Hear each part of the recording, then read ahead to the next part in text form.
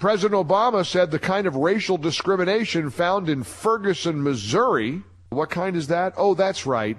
The Justice Department has decided that a lot of the cops in Ferguson, Missouri are guilty of racial discrimination. Not the cop who shot and killed the gentle giant, Michael Brown. No, he didn't do anything wrong. Not only is he not guilty of any racial discrimination or civil rights violations, according to the Justice Department, he didn't do anything wrong at all. He was defending his life against a raging maniac. And Michael Brown was killed because, well, of what Michael Brown was doing. So then the Justice Department looked into the Ferguson, Missouri Police Department across the board, and they found apparently instances of some kind of racial discrimination. One case I saw that was an example cited on MSNBC the other day was a young black woman who got stopped for having a cracked windshield. She got a ticket. She didn't pay the ticket. She never paid the fines. They wound up arresting her, which is what they do when you don't pay your fines.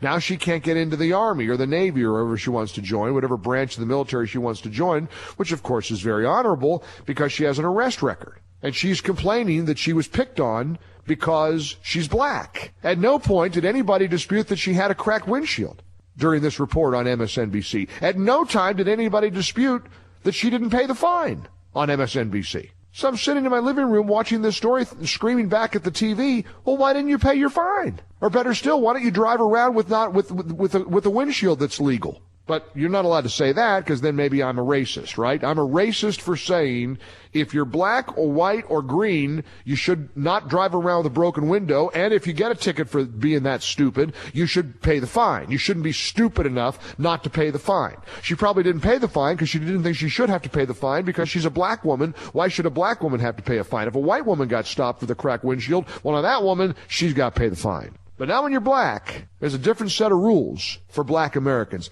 And we know that. There just is. There's a different expectation. So along comes Barack Obama, Mr. Post-racial president. Along comes the president of the United States, sitting down with the Black Eagle, Joe Madison. He's got a satellite radio show. He's a liberal radio host, I believe, out of Washington, D.C., if I'm not mistaken. So President Obama, who does any kind of media except mainstream conservative talk shows. He doesn't do us. He doesn't come on our show. You kidding me?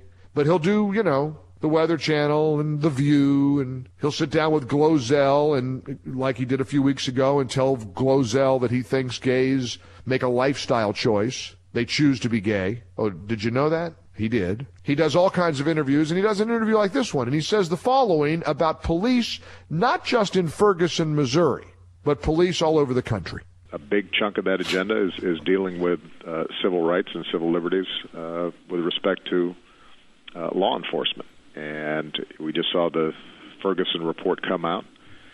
I don't think that is typical of what happens across the country, but it's not an isolated incident. I think that there are circumstances in which trust between communities and law enforcement have broken down, and individuals or entire departments may not have the training or the accountability to make sure that they are protecting and serving all people and not just some.